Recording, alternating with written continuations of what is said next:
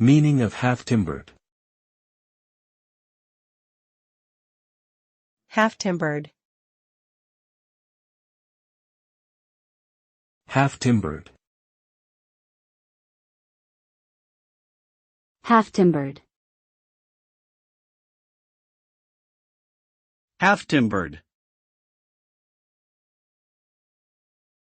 Half-timbered refers to a style of architecture commonly found in medieval Europe, where wooden frames and beams are exposed on the exterior of a building.